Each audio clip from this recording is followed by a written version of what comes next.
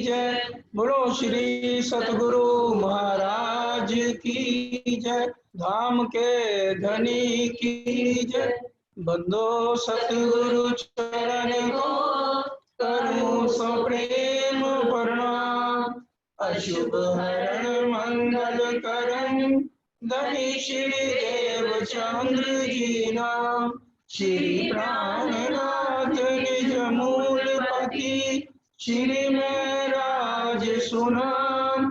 तेज कुंवरी श्यामा जुगल को पल पल करूं प्रणाम। श्री प्राणनाथ तुम सत्य हो तुमसे चलत जात। मैं अधीन करनी नहीं ग्रहे। चर्चा प्रारंभ होत है सुनो साथ चित दे। भजो राज श्यामा श्री प्राणनाथ सखी जीवन हमारो।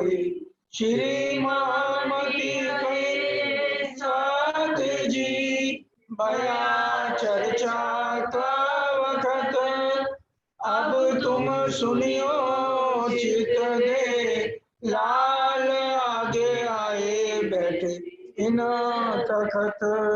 लाल आगे आए बैठे इन तखत। इन समय श्री राज को नूर जोश चढ़ियो जोर। आए जबरैल जोरा किया असराफीले किया शोर। मोह आगे बिजलिए के चमकत लहरा दई। प्राणों के आधार आत्म संबंधी श्री सुंदर साथ जी आप सबके चरणों में कोटि कोटि प्रणाम। हरिद्वार से आने के बाद अब श्री जी साहब दिल से पूरी मेहनत कर रहे हैं किसी तरह से सकुमार सखी जाग जाए।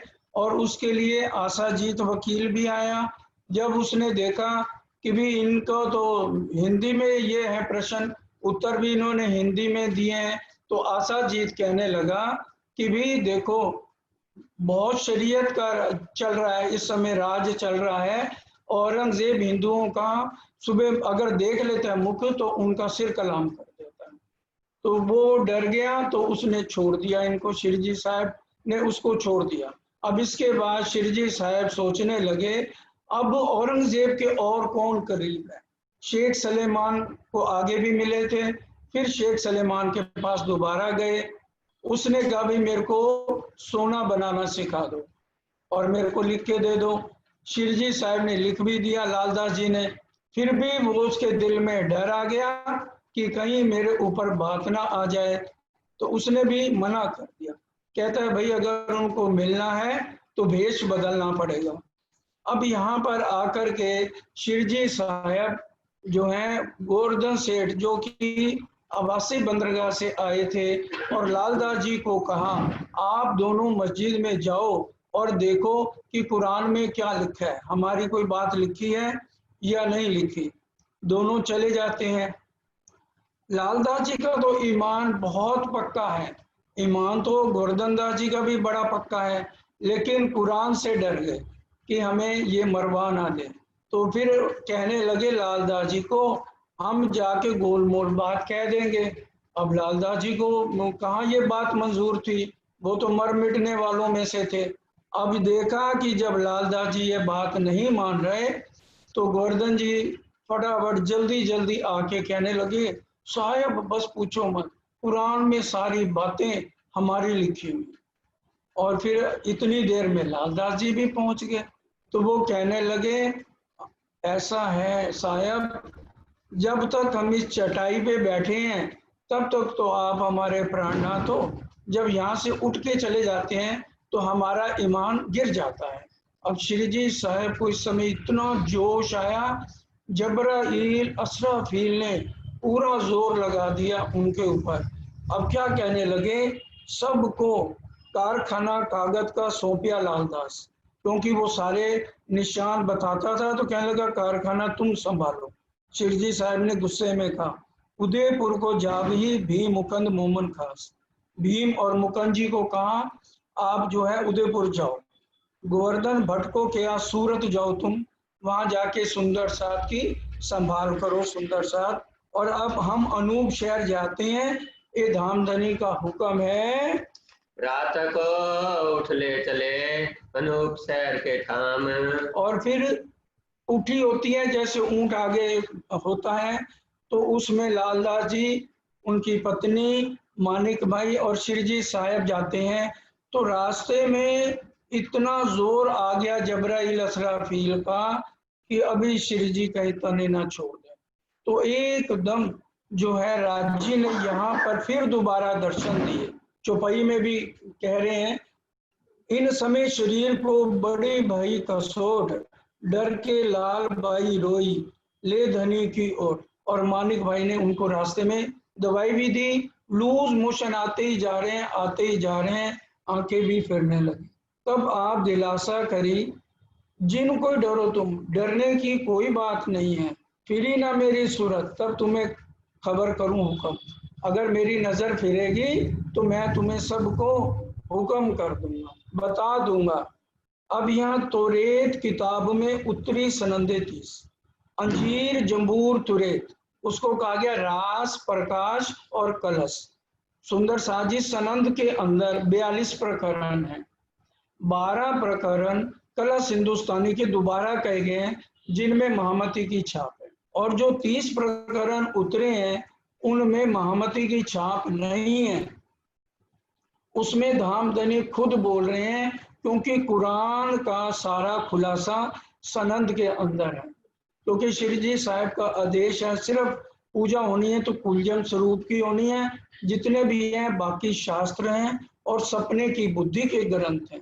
उसमें सुंदर साथ जी बहुत से प्रकरण ऐसे लिखे हुए हैं जो दज्जाल के हैं, कि दज्जाल सबसे ज्यादा अटैक मोमनों पे करेगा। जिनका तो ईमान बहुत पक्का हो जाएगा उनसे दज्जाल डरेगा। सनंद दज्जाल की प्रकरण उसमें आप पढ़ सकते हैं। और बिना एक मोहम्मद के अलावा और कुछ नहीं है। एक प्रकरण उतरा बिरहा तामस का, नाम है चाहत स्वात इन भात अजू मेरे अंग चले। वो एक तो बिरहा होता है इश्क का, और ये तामस का बिरहा क्या होता है, इसमें आंसू नहीं आते, अंदर ही अंदर बिरहा आता है, उसको कहते हैं बिरहा तामस का। तो कहने लगे मुझे कायर लोगों के साथ मिलके जागने का काम नहीं करना। देखो शिरजी साहब के तन की उम्र इस समय 60 साल हो गई है, 1735 है, 40 में पहुंचेंगे तो 11 साल जो है अष्टपैर की लीला चलेगी। फिर भी इतनी हिम्मत है कि कहते हैं मुझे किसी की जरूरत नहीं है, मैं अकेला ही जागने का काम कर लूंगा, क्योंकि यहाँ पर चलना है तो हाथी जैसे कानों पे 2 घंटे बांध लेता है। जब तुम जागने के लिए चलोगे तो तुम्हारे को भी कानों पे घंटे बांध के चलना पड़ेगा, क्योंकि जितने अगर तुम्हारे चाहने वाले होंगे उतने तुम्हारे निंदक मिल जाएंगे। इसलिए अपने कानों पे घंटे बांध के चलो। तू चल हस्ती होए के गज पाखर घंट बजाए। ये ब्रह्मांड इतना जहरीला है, अगर चिकना है, अगर इसके ऊपर चींटी भी चलती है ना तो वो भी इसके ऊपर सुंदर साथ जी नहीं टिक पाती। तो ये कलश हिंदुस्तानी में भी प्रकरण है और सनंद में भी है। श्री जी साहब ने कलश हिंदुस्तानी के साथ सनंद में भी 12 प्रकरण इसलिए लिख दिए क्योंकि यहाँ पर अब पूर्ण बन गए हैं, सारी शक्तियां अंदर हैं, राजी महाराज अंदर हैं, कुरान का भी टीका हो गया है। अब शेख बदल को बुलाया, क्योंकि मुसलमानों में सबसे पहले शेख बदल ने ही सुंदर साथ जी तारतम लिया था। उनको कहने लगे तुम जो है इस टाइम मस्जिद में चले जाओ और ये जो 22 प्रश्न हमने तैयार किए हैं ना, इसको जाकर वहां गाओ। हुआ हुक्म हक का शेख बदल ऊपर, शेख बदल के ऊपर हुआ क्योंकि वो मुसलमान था, इसलिए वो मस्जिद में जाकर के इस कुरान को गाने लगा। जाओ तुम सुल्तान पे दो खुश खबर, और सुल्तान को जाके कहो जिसकी तो इंतजार कर रहा है। 11वीं सदी आ गई है और इमाम मेहंदी आ चुके हैं। कोई कहे हिंदू में लिखे कलाम, अब वो कहने लगे, कोई तो कहे हिंदी में है और कोई कहे बातें तो बरहक हैं, और हम मुसलमानों को रवा नहीं है कि हम हिंदी के शब्दों को पढ़े। औरंगजेब फौरन हमारी गर्दन काट देगा। फिर गनी बेग की हवेली में चले गए। वहां जाकर भी कहने लगे, लाले लाल कहा भाई, हो गए सब जरद और कोई लाल ना हुआ बिना एक मोहम्मद। तो वहां के मुसलमान मौलवी कहने लगे, अरे कुफर क्यों बोलते हो, 1,20,000 पैगंबर हूं मैं, क्या किसी ने भी अल्लाह ताला का दीदार नहीं किया? तो कहने लगे, नहीं, एक मोहम्मद नहीं किया है और 90,000 अरब उनके अल्लाह ताला से बातें हुई हैं। तो सारे यहाँ पर उनका झगड़ा हो जाता है। तो फिर श्री जी उनको 4-5 दिन बाद बुलाते हैं, सारी खबर पूछते हैं। तो वो बताते हैं, जी पहरा बहुत बड़ा चल रहा है, काफर लोग बहुत हैं और इस तरह से वो किसी भी बात को मान नहीं रहे हैं। मैं तो बहुत पुकारिया इनो पीठ दई तरफ हक, मैं तो बहुत पुकारिया जितना मेरे से हो सकता था। गनी बेग की हवेली में भी गया, मस्जिद में भी गया, लेकिन उन्होंने बिल्कुल हक को पीठ दे दी है। लाल गोवर्धन मिलके जाए कहो शेख सलेमान। अब श्री जी साहब ने लालदास जी को और गोवर्धन दास जी को कहा, आप शेख सलेमान के पास जाओ। लाल दरवाजा छोड़ के आए सराय रोहिल्ला खान। अब लाल दरवाजा छोड़ के सराय रवेला खां आ गए, क्योंकि अगर वहां बैठ के कुरान की बातें करते हैं तो मुसलमान हिंदू कहते हैं तुम धोती तिलक लगाते हो और फिर कुरान क्यों पढ़ते हो। तो वहां भी झगड़ा हो गया, तो वो जगह छोड़ के दूसरी जगह आ जाते हैं। एक कलाम पारसी में करें तब होवे पहचान। अब शेख सलेमान ने कहा, एक तो भेष बदलना पड़ेगा और दूसरा इसको पारसी में करो, तब जाके औरंगजेब के पास तुम्हारी सुनवाई हो सकती है। तब एक मुल्ला पारसी का हुक्म हुआ दयाराम को कहा कि तू एक मुल्ला ले आ पैसे देके जो सारी पारसी जानता हो, तभी चिट्ठी पत्री लिखनी है तो वो चिट्ठी पत्री भी लिख सके।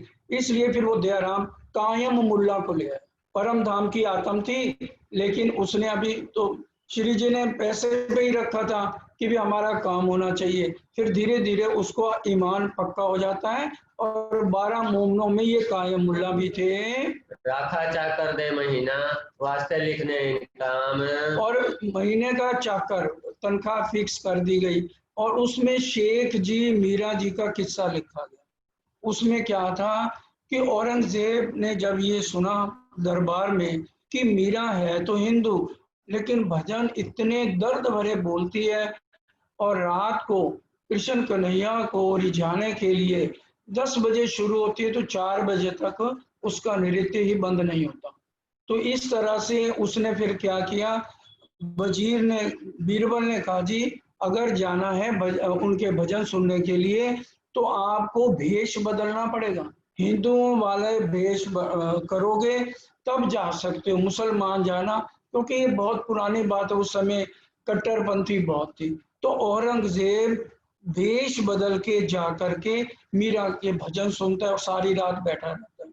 उसको इतना अच्छा लगता है, अपने गले से माला उतार के उसकी तरफ है, उसमें हर एक मनके के ऊपर अकबर अकबर अकबर लिखा हुआ था। अब जब राणा सुबह आया तो मीरा का जो पति देव थे राणा थे, तो वो जब आए तो उन्होंने कहा, तेरा जो है ना चरित्र ठीक नहीं है, तलवार लेके उसको मारने लगे। तो कृष्ण भगवान ने यहाँ आकर हाथ पकड़ा और उनकी इज्जत को बचाया।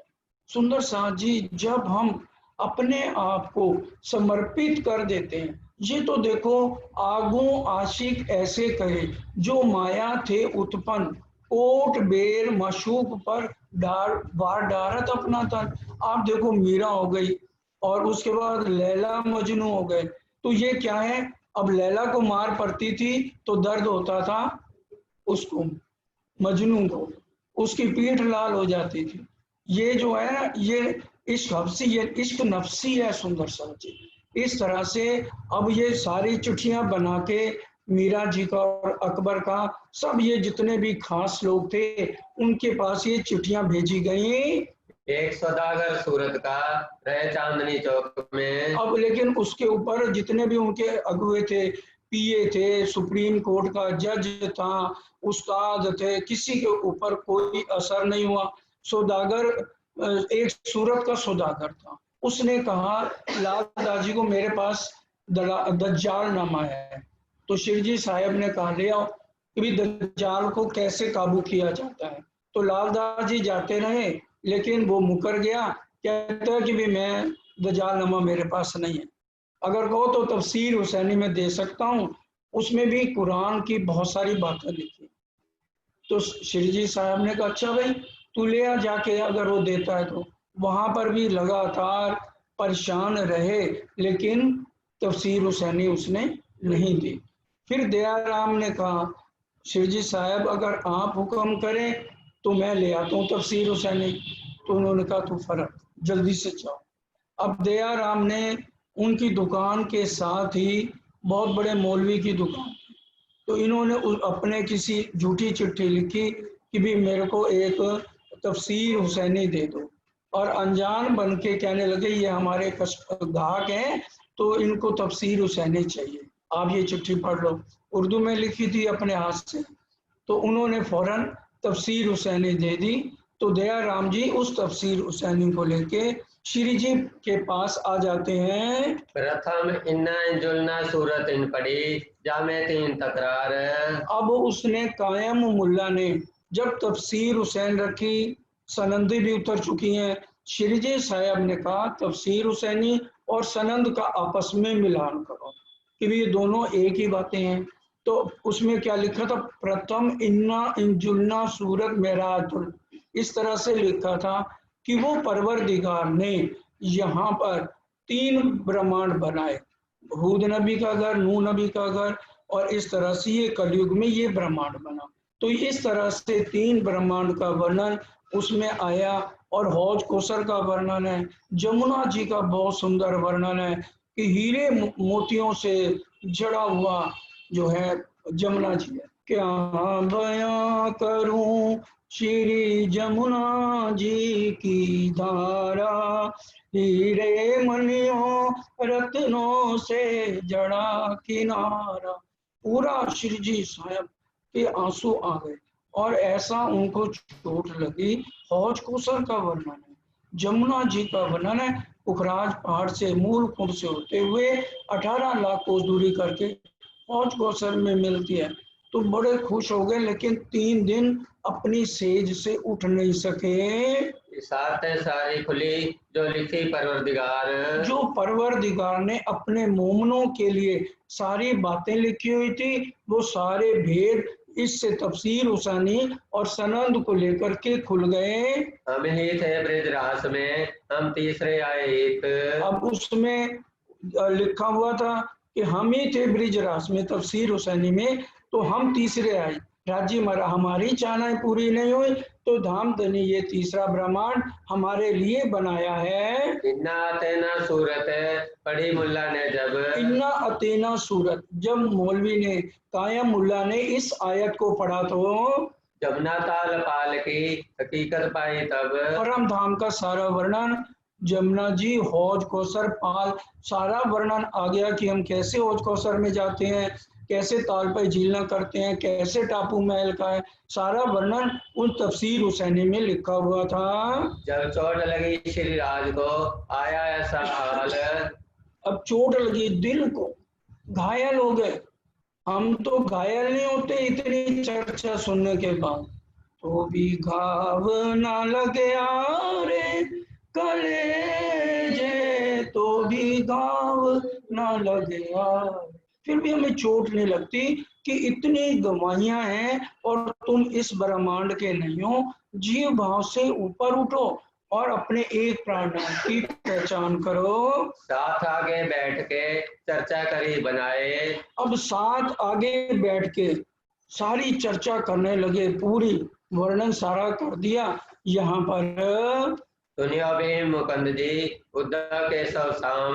अब जिनको भेजा हुआ था सबको कहा था तुम जाओ, यहाँ जाओ तो सबको पातियां लिख रहे हैं शिरजी साहब, सुनियो भीम मुखंजी उद्धव केशव श्याम, हम पाती पड़ी मोहम्मद की, सब पाई हकीकत धाम। कुरान में सारी बातें हमारी लिखी हुई हैं, अपने घर की इशारतें और न समझे कोई, अपने घर की इशारतें इशारे जो लिखे हुए हैं वो कौन समझेगा, जो परम धाम की आत्मा है।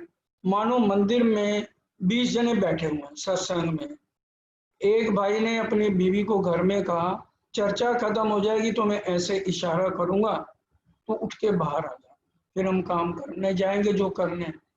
तो जैसे उसने इशारा किया, सुंदर साहब जी विचार करो, तो क्या सारी बहनें उठ के चली गई? सिर्फ वही गई जिस जो इशारा समझती थी। उसी तरह से इशारों को कौन समझेगा, जो कदी भूली वतन तो भी नजर तहां निगाह। ये ब्रह्म आत्माओं की पक्की निशानी है। कभी वो भूल गई है लेकिन उसकी सुरता परम धाम से कभी भी हटेगी नहीं। बैठते उठते चलते सुपन सोवत जागृत, खाते पीते खेलते सुख लीजिए सब विदित, ए बल जब तुमने किया अलबत बल सुख धाम, अरस परस जब यूं हुआ तब सुख देने श्याम। अगर हम अरस परस राजी की हो जाएंगे तो वो परम धाम वाले सुख यहीं पर बैठ के हमें देंगे। इस समय नौतनपुरी से आए पहुंचे प्रेमदास। अब नौतनपुरी से, क्योंकि सुंदर साथ जी वहां बहुत परेशानी चल रही है, प्रेमदास जी, संग जी और नाग जी। नाग जी कौन है? उनके खास पिए हैं बिहारी जी महाराज के। बिहारी जी ने इन 3 जनों को भेजा, प्रेम जी, नाग जी और संग जी, भाई तुम जाओ, उनको कहो भी हमारी ये गुरु गद्दी है, इससे ईमान हमें पीछे नहीं हटाना चाहिए। नाग जी संग जी शामिल आए प्रमोदने की आस। अब वो प्रमोदने की आस क्या आए थे कि आपको नौतनपुरी चलना चाहिए, पिछली बातें भूल जाओ और अब जो है ना उसको याद करो जो सतगुरु देवचंद जी की बहुत बड़ी गादी है। और यहाँ पे शिरजी साहिब सारी कुरान की चर्चा कर रहे हैं, तो पहले तो उनके दिल में शक आया, लेकिन जब सामने बैठ के पूरी चर्चा सुनी कि जो बातें सतगुरु देवचंद जी ने कही थी वही बातें जो है रसूल मोहम्मद लेकर के आए हैं, इसलिए इन बातों पे विचार करना चाहिए। फिर उन सबको यकीन आ गया कि सतगुरु देवचंद जी की बैठक बिहारी जी के अंदर नहीं है, इन्हीं के अंदर मेराज ठाकुर में ही श्यामा महारानी की बैठक है। तब अपनी जुबान सो बातें कही ईमान। अब अपनी जुबान सो ईमान की बातें करने लगे कि इन्हीं के अंदर साक्षात प्राणनाथ जी धामधनी विराजमान है। हम श्री देवचंद जी को इत देखें भाई हमको पहचान। हमने देवचंद जी को इत ही देखा है, वहां पर कुछ नहीं है, खाली वो बैठे जरूर हुए हैं लेकिन हमने साक्षात दर्शन यहीं पर किए हैं। श्री धनी देवचंद जी को हम देखा है इत। हमने सतगुरु देवचंद जी को यहीं पर देखा है। सो बातें सब ठोरों को दही सही दही सबों पहुंचाए। अब वो उन्होंने सब जगह चिट्ठियां लिख दी कि भी जो सतगुरु देवचंद जी की बैठक है बिहारी जी के अंदर नहीं है, शिरजी साहब श्री मेराज ठाकुर के अंदर ही बैठक है। शेख बदल और नाग जी एक ठोर की है जब। अब श्रीजी साहब ने तो सारे कर्म कांड खत्म कर दिए। देखिए 400 साल पहले उन्होंने इकट्ठे खाना खिलाया सबको एक ही पंक्ति में बिठा के। शेख बदल नाग जी एक ठौर किए जब इकट्ठे बैठ के खाना खिलाया, संत जी शामिल हो के ताम खिलाया, तब सबने मिलके इकट्ठा भोजन किया और चिट्ठियां सब जगह इन तीनों ने लिख दी कि धामधनी की बैठक जो है श्री मेराज ठाकुर के अंदर है। इन भांत 22 दिन रहे सोबत में। और 22 दिन यहाँ पर रहते हैं और प्रेमदास जी को सारी चीजों की पहचान हो गई और प्रेमदास जी यहीं रह गए, तो इसलिए प्रेमदास रह गया, ये दो चले अपने मुकाम। प्रेमदास जी को इतना यकीन हो गया कि भी मैं अब इनकी उम्र भर सेवा करूंगा। अष्टपैर में भी प्रेमदास जी का नाम आएगा कि भी वो सेवा में हाजिर रहते हैं। श्री देवचंद जी को हम देखे बैठे उन मुकाम। हमने अपनी आंखों से देखा है कि सतगुरु देवचंद जी की बैठक यहीं पर है। इतनी बात सुन के उठ भागा मैं कर। अब जब ये दोनों जने गए तो दोगलापन आ गया कि हमने कह तो दिया, चिट्ठियां तो लिख दी हैं, अब क्या करें। अब सुंदर साथ उनसे बार बार पूछते हैं, अब गोलमोल बात करने लगे। सब देव जब गए बिहारी जी के पास तो दोबारा पढ़ो। इतनी बात सुन के उठ भागा मेहतर। इतनी बात सुन के बिहारी जी को बहुत गुस्सा आ गया और वो जैसे बैठे थे वैसे ही दौड़ पड़े, मैं तुम्हारा महाराज नहीं, महाराज ठाकुर को बुला लो, उसको गद्दी पर बैठाओ। रहो ना पास तुम्हारे, झगड़ा हुआ यूं कर। बहुत ज्यादा झगड़ा बिहारी जी महाराज ने कर लिया। वे क्यों कर माने नहीं, जाए बैठे एक ठोर। अब एक ठोर पेड़ के नीचे जाके बैठ गए, भूख हड़ताल कर ली। बिल्कुल 3 दिन तक सुंदर साथ जी कुछ नहीं खाया और जो भी आते हैं उसको भगा देते हैं, मैं तुम्हारा महाराज नहीं हूँ। 3 दिन कहाँ रहे, बात कहूँ ना सुने कहाँ। बिहारी जी महाराज 3 दिन तक भूखे प्यासे रहे और किसी की भी बात नहीं सुनी। बड़ा दुख भया साथ में, सुन के बात ईमान। उनको सुंदर साथ भी बड़े दुखी हो गए और दिन भर रात माफियां मांगने लगे। ये सब ज्यों त्यों करके लाए अपने घर। अब जैसे तैसे मना के लाए, फिर चिट्ठियां दोबारा लिखी गई, हमसे बहुत भारी गलती हो गई है। एक सतगुरु देवचंद जी की बैठक महाराज ठाकुर के अंदर नहीं है, बिहारी जी के अंदर है। फिर ठोर ठोर बातें लिखी अपने फिरे की। जो बातें पहले लिख दी थी अब बदल के फिर दोबारा चिट्ठियां लिखी कि सतगुरु देवचंद जी की, श्यामा जी की बैठक इन्हीं के अंदर, बिहारी जी के अंदर है। यही हमारे गादीपति महाराज हैं। मत कोई लियाइयो ईमान, तरफ श्री जी साहेब जी। अब श्री जी साहब के पास कोई ना जाना और ना कोई उनके ऊपर ईमान लगा के उनको मत्था टेकना। श्री मोहम्मद कहे सुनो साथ जी, जो तुम में भी तक। अब जो बीतक है उसमें ये महामती लालदास जी की बीतक है, एक एक बात बिल्कुल आंखों देखी ये लिख रहे हैं। लिखी लो महफूज में तुम्हारे ताले हक।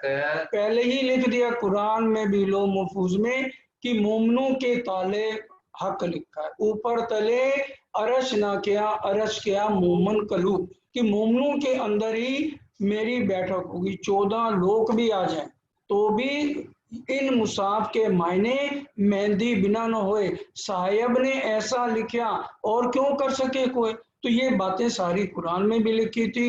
एक साहब आएगा और ऊपर से मिश्री की ईंटें गिरेंगी। अब वो लोग जायरी मतलब लेते हैं, मिश्री की ईंटें क्या है, और जो इसको चूसेगा मिश्री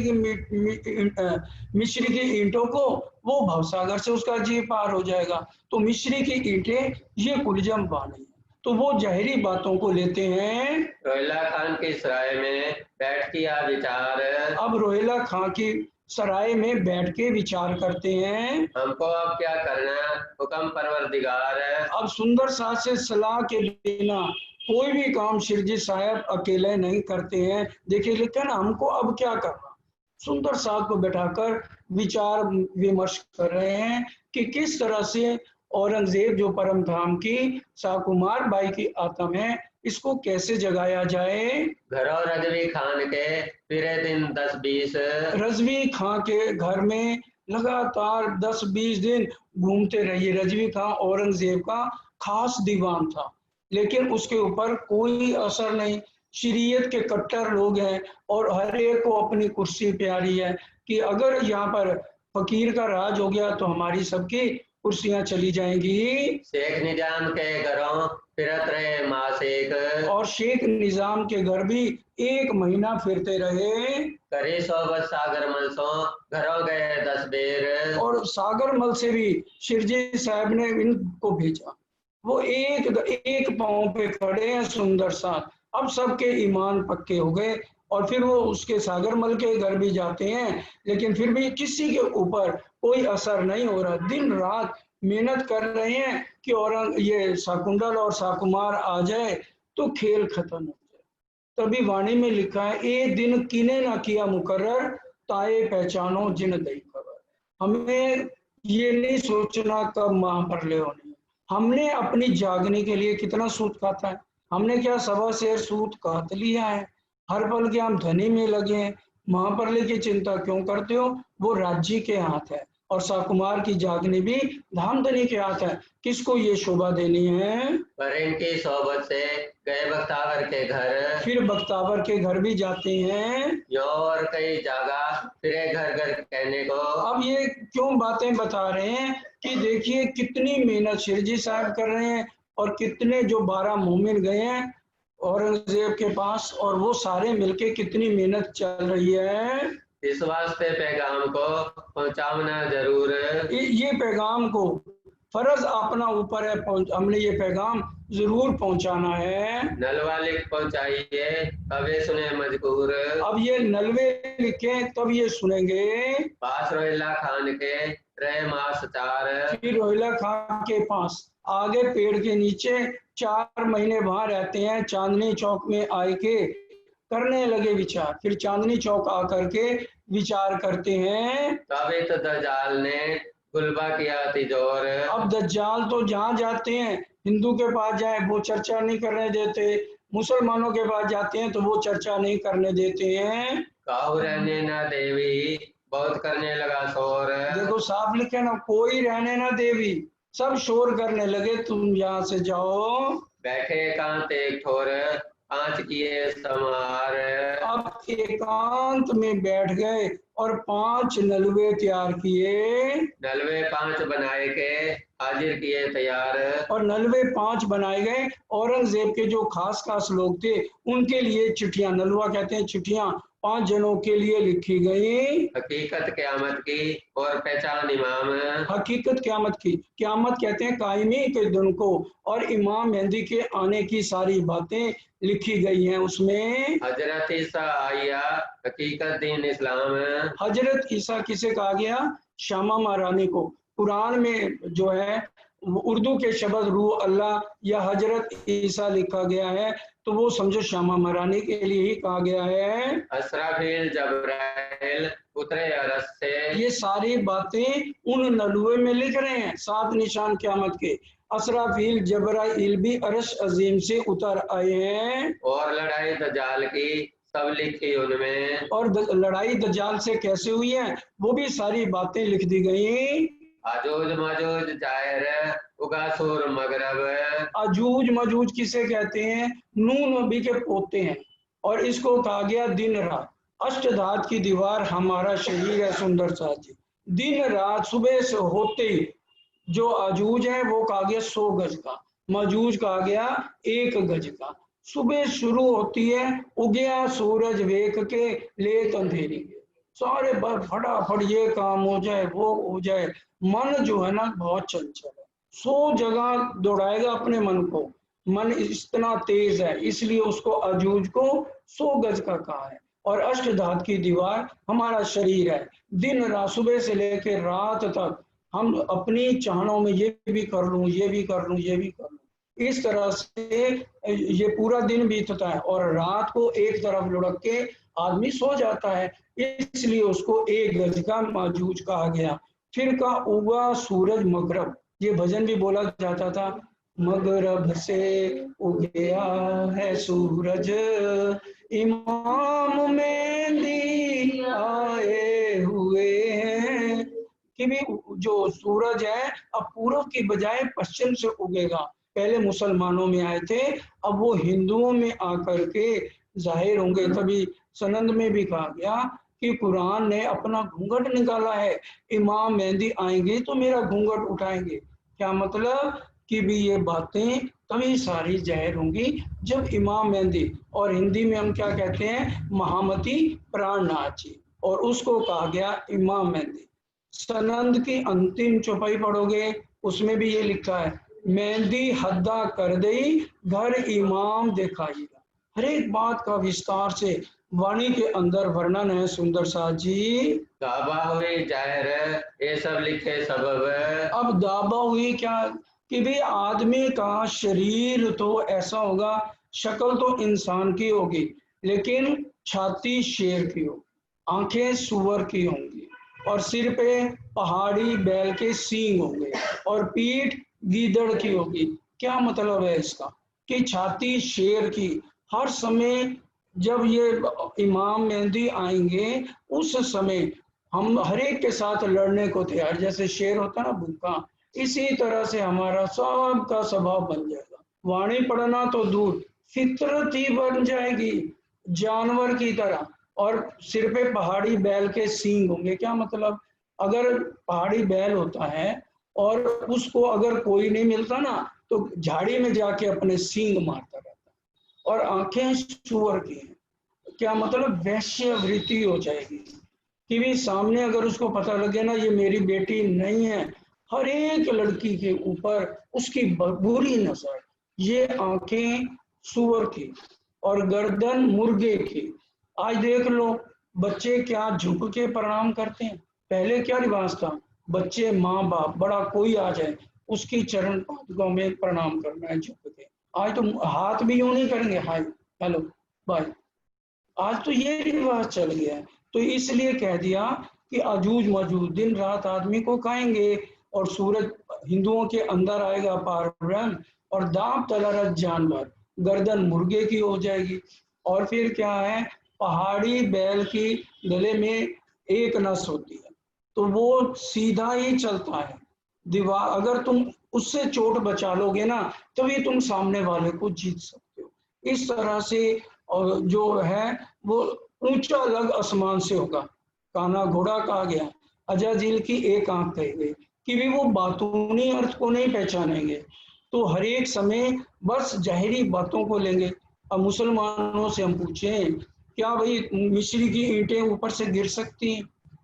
इस तरह से वो सिर्फ जहरी बात को मानते हैं। नमाज भी पढ़ेंगे तो कहेंगे दज्जाल आता है तो तलवार लेके बैठेंगे। आप ये बातें सारी मुसलमानों से पूछ सकते हो, एक लवा झूठ न हुई। ये सारी बातें सनद में लिख दी गई हैं। कुरान हदीसों की शायदी दे के लिखे बनाए, कुरान हदीसों की शायदियां दे दे के शिरजी साहब ने इस तरह से रुके तैयार किए हैं। वास्ते फर्ज उतारने ए पहुंचाओ जाए। अब वास्ते फर्ज उतारना है। कल को परम धाम में जाके साकुमार भाई की आत्म ये ना कहे कि हमें किसी ने बताया नहीं था। कांजी को कासिद कर नलवे दिए हाथ। और कांजी भाई, ये वही कांजी भाई है जो श्री जी के पहले उनके यहाँ उन्होंने रखा था जामनगर में। फिर वस्त्र तेज कुमारी जी के बदल के उनको बचाने भी गया था। और वही जूनागढ़ में भी था, दिग्विजय पर हरजी व्यास के पास था। और यही अब सेवा ले रहा है हर एक जगह नलवे पहुंचाने की। श्री जी साहब ने, लालदास जी ने दिन रात मिलके मेहनत करके 5 नलवे तैयार किए हैं। पहला शेख इस्लाम को, वो कौन है, सुप्रीम कोर्ट का जज है और कुरान का भी पूरा उसको जबानी याद है, शेख इस्लाम। तो ये सुप्रीम कोर्ट का जज है। एक जो है उसके नाम से है, दूसरा रजवी खां के नाम से है कि रजवी खान कौन है, दीवान है दरबार का। और फिर आकिल खान है, और फिर शेख निजाम है, और सीधी पुला। इस तरह से औरंगजेब के जो बड़े बड़े थे, आकिल खान जो था वो सबको तालीम दिया करता था। तो इस तरह से 5 नलवे तैयार किए और कांजी भाई को दिए कि तू इनके घर में जाकर के कुरान की सारी बातें समझाओ। और इनको कहो इमाम मेहंदी आ गए हैं, 11वीं सदी चल रही है और तुम क्यों नहीं विचार करते हो। काजी ने नलवा लिया, पूछे फकीर की बात। अब काजी कौन, शेख इस्लाम जो सुप्रीम कोर्ट का जज था, उसने नलवा ले लिया और फकीर की बात, शिरजी साहब की बात पूछी। कहाँ फकीर रहते हैं, कौन तुम्हारी जात। फकीर कहाँ रहते हैं? उन्होंने कहा भाई हम तो पिटार्थ हैं। कांजी भाई ने कहा आप चिट्ठी का जवाब दोगे तब मेरे को वहां नौकरी के पैसे मिलेंगे। इसलिए उसने कहा भाई और भी कोई नलवे हैं, तो चारों के नाम बता दिए गए। पहाड़ से भेजा फकीर ने, तुम्हें पहुंचाने पैगाम।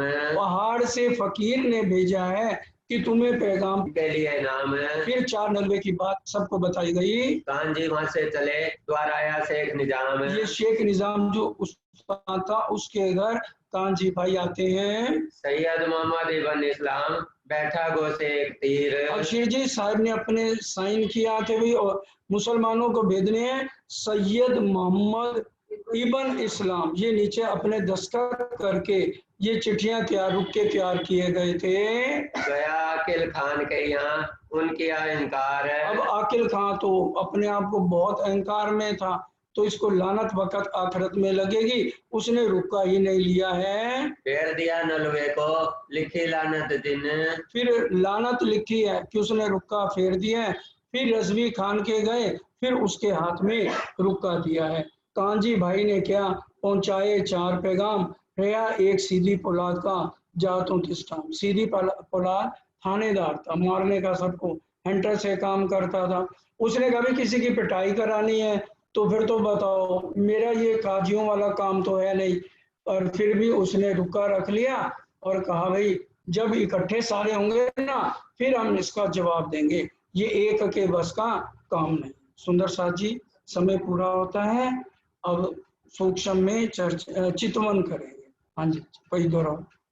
गया आकिल खान के यहाँ उनकी इनकार। गया आकिल खान के यहाँ उन्होंने किया इनकार। नाम मेरा नाम नलवे पर, नाम मेरा नाम नलवे पर हुआ ना खबरदार। मेरा नाम नलवे पर नहीं है, इसलिए उसने खबरदार किया और रुका भी। बोलो श्री प्राणनाथ प्यारे